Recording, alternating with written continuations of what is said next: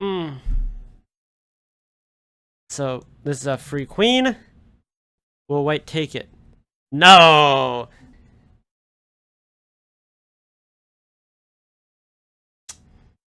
So okay, let me get this straight. Black went here, knowing that this bishop and this queen are touching. Like they realize this queen is on the same diagonal as the bishop, and they still put their queen here so that they could take this bishop that was not hanging. Maybe they just think bishops are more valuable than queens. They might just not know piece values. All right, Mr. Black, whoever's playing black here, I just want you to know, queens are worth 9 points, bishops are worth 3. You usually do not want to trade your queen for a bishop. Hit them, move one predictions in chat. Anyone saying something that's not e4? I think at this point, we realize white loves e4, right? Our first d4. Nice job, Karn Gorn. You got it. We got a d4. Wow, everything is thrown off. This is weird.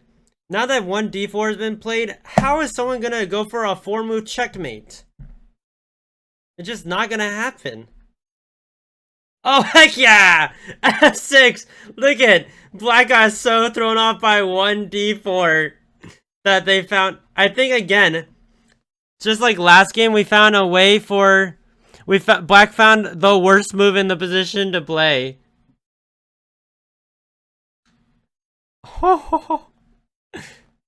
Alright. That is some high level play right there. Look at, he baited him. He's truly a e4 player. But he knew if he started with d4, he'd get in both e4 and d4. He did not play g5. I call that a win. If they had played g5 here, would have been mate. But they played e5. Now let's see if white can find this. After takes queen check, and white is just one. No. They don't even take the pawn. c3 is not a bad move though. Honestly. Like being able to take it back with the pawn and have the pawns in center is not bad. It's just only bad when you consider that if they had taken here, they would have like won the game. After takes and queen check. That's just not that square, but this square. That would have like won the game. But c3 without that is a good move. d6. This is some suspect play here. Look at all, like if we just put our bishop on c4, it feels like we have a bishop that's worth like 6 points in material because it's just that good. Knight f3, also a good move. White is playing some good principal moves. Good center control, good development.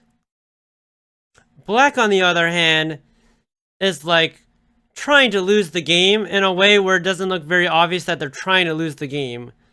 Like they're trying to make it so that no one is suspecting that they're actually trying to lose, but they are trying to lose. In this position here, we should just take it, and black's structure is a complete mess. Let's see if white goes for that. No! They go for b4. Okay. Our first interesting move for white. That's the first move that white has played that I have not been a fan of. I think maybe they're just trying to gain space. But like, if they just go bishop here, or bishop takes knight, like they win. The game might just be over. So, we don't need to gain queenside space here, white. Come on. Oh, no. Oh. That square is protected. You can't just move your knight there. It's not a bad square for the knight. Yeah, you're right. Nice being in the center is good. But when there's a pawn attacking that square, you don't want your knight there. I think white's gonna see it. White does seem to be not bad for their rating so far. Yeah! White finds the hanging knight. Now will black take it back? I actually do think black is gonna take it back at least. Okay, there we go. And now I like taking, I like bishop out, I like bishop out, I like knight out. There's a lot of moves here that black can play and make me happy, as long as it's not like g4. Like, as long as they don't play g4, I'm pretty happy. Okay, bishop d3. I'm happy enough. I'm a little worried about this move. This move forks the bishop and the knight. There are ways to deal with it, like playing bishop back, but if they play it, the chance that white deals with it properly, not the greatest. Okay, well, at least black didn't see it and brought their bishop all the way back. Positives of this, we don't trade off our bishops. That's good. Negatives of it is we haven't developed a piece because we just moved it back. So look at black's pieces. Look at how many of them are developed. 0. 0 of them are developed. Look at white. We have 2 of them developed. We can castle. Our bishop and knight are out. Also, white is up a piece. So white's looking good. Queen e2. I don't hate it. I would have probably preferred to castle, but queen e2 looks fine here. Knight c6. That's a good move. We have a piece developed as black. That's a win. Bishop a3. We developed our bishop. That's the positive. The negative is like everything else about the move pretty much. Like, why did we develop our bishop there? It's doing absolutely nothing. Not in the center. It's behind a pawn. I would have rather have it on c1 at this point still. I would have developed a knight, wanted to castle. But we did develop the bishop, so that's something. Alright, knight e7. Whenever black develops a piece, he likes to like move it right back right away. It looks like, or lose it. e5, okay. I like that. Our bishop is now more useful on a3 at least. I mean, unfortunately, this diagonal is not a very good diagonal anyways. But it is now opened up at least. a6. Bishop c4. I don't hate bishop c4 if after takes they wanted to go like bishop here to stay on this diagonal. I'm almost for sure if they take, they're going to take it back though. So moving this bishop here to take it seems like a little bit of a waste. Okay, well, they didn't take it. What will white play here? Knight takes looks really good. Here, this knight is very strong here. And our bishop's very strong, and our queen is very strong. Pawn takes is fine, but not as good as knight takes. There's no way. But it was played. And it's not bad, but knight takes would have been nice. h5. This move looks dubious. Yeah, black really loves to defend their king. He has a lot of things around, like they love to defend their king but not have their king safe. You could just castle and your king is safe, but they just want to like protect their king with like a bunch of things around it in the center instead of trying to castle where the king is actually safe. I think white will castle, hopefully. No. We're going to move our queen out. Now, black might have this, maybe. There might be bishop takes e7 against it. That line is interesting. So if I'm black, it's probably worth it because we're worse here. So make the game interesting, see if they mess up. We'll see if black plays that. No, we're going to bring our rook involved. The only positive is if we can get like f5 and bring our rook here at some point. That could be interesting. Usually I would not recommend bringing out your rook before either of your bishops. Usually that's, you know, not a good thing. Usually you want to develop your bishops first before your rooks. But in this particular case, I do not hate bringing out the rook here, actually. It's not the worst here. It actually is okay here. Usually you'd want at least one of your bishops out before you're getting your rook out to the 6th rank, though. h4.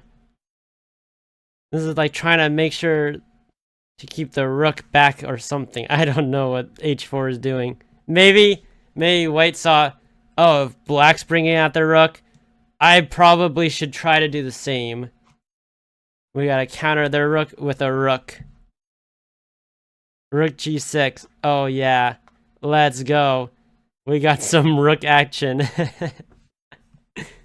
I probably would have still liked playing here, or bishop here, or pawn here, something like that.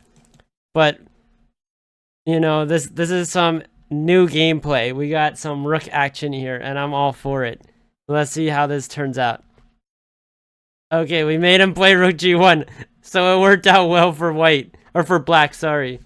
Worked out well for black. If we can get our rook here on g6 and force the rook on g1, that's a win for us. Rook g4, let's go. Oh my goodness. Oh, that's a really good move. Oh, I like it. As long as our queen doesn't get trapped back there with something like bishop here and like pawn here or something, which I don't think it does, this queen is actually very annoying here. Attacking the pawn, you know, potential if this pawn moves, there's like queen stuff. This game has picked up. I thought this was going to be a blowout by white. It was looking that way. Really nice position, up a piece. But black has actually found weird counterplay by just using their rook. I didn't expect that to happen, but here we are. And now suddenly things are happening for both sides. So what will black play? Yeah! Bishop f5. Oh, wow. Black is making this work.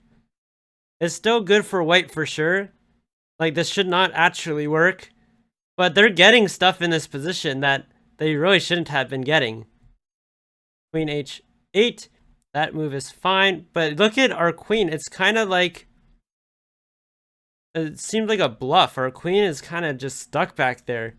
If black plays something like d5 here, and then like queen d7 and queenside castles, like black might just be better soon. Knight g6. Okay. That move looks pretty nice. Because now we can get our queen involved too. And then we can queenside castle quicker. And this queen is getting close to trapped. But I am a little bit unsure about... I mean, I don't know. These two moves, they both look okay, but also both of them look like they have issues. So... I don't know. It's an interesting move. Queen takes pawn. Yeah, this bishop's a little bit weird to defend here. I think you might have to go queen d7 to defend it. Because you can't have your knight here anymore, obviously, because it's pinned. Yeah, it's a little bit weird to defend it. Oh, that doesn't defend it. Actually, not only does it not defend this, but this rook is also just free here. Dang, black was coming so close to getting counterplay, but they might have thrown it here. I think white will probably just take the bishop, not the rook, is my guess. But taking the bishop and taking the rook both look very good. White does see the bishop is hanging. Unfortunately here, not only is the bishop hanging, but the queen is trapped on every square except for taking that bishop. So they are forced to take the free bishop here. It's the only spot for the queen to move safely. Besides for taking, like, either you take the free rook, or you take the free bishop, or you lose your queen. One of the three options. There's nothing else you can do besides for taking a free piece. So that's unfortunate for black. Now take on b5. So this is hanging with check. And obviously they could also take here. There's also like queen check. This is still hanging. There's a lot of different moves here for white to play. Which one will they go for? Oh, take on b5. King f7. Yeah, defend our knight. Nice. Now there's a lot of different ways to get that knight back undefended. Bishop check. Knight check. Even taking this rook is still good. What will white go for? I think white is going to play this. We will see. No! They brought their queen back. Because, you know, we need to play defense, I guess. Maybe that's what they're thinking. I don't understand. Why would you go there instead of queen e7? So, this is a free queen. You know, it's not is not a safe square for the queen to go to e8. Will white take it? No! Yeah, that's why we went to e8. Let's go. I mean, if white didn't take it before, we might as well bring in our knight.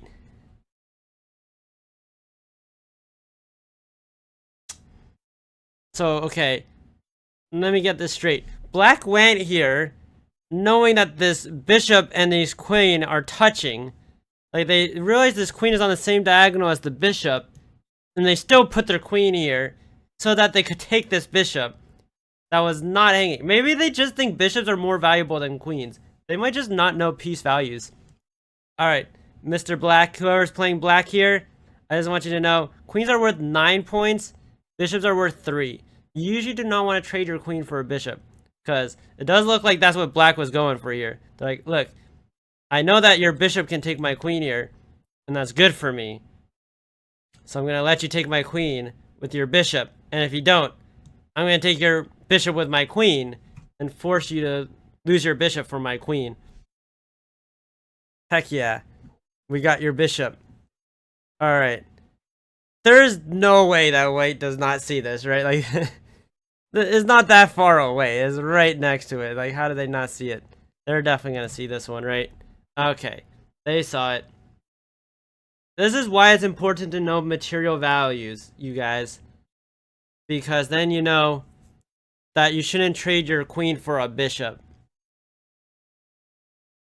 C6. I knew this one was coming. Where we're attacking their queen and unfortunately letting them play check, which attacks our rook at the same time. And white does find it. And will white take the rook? I think so. There we go.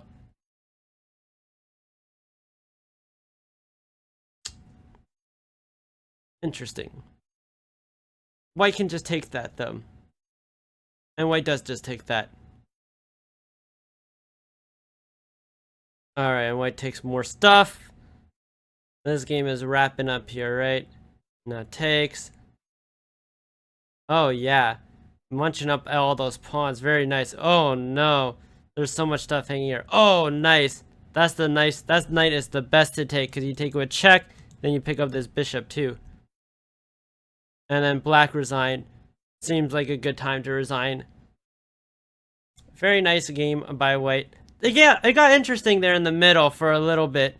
But then some hanging pieces and then a hanging queen kind of ended that fun.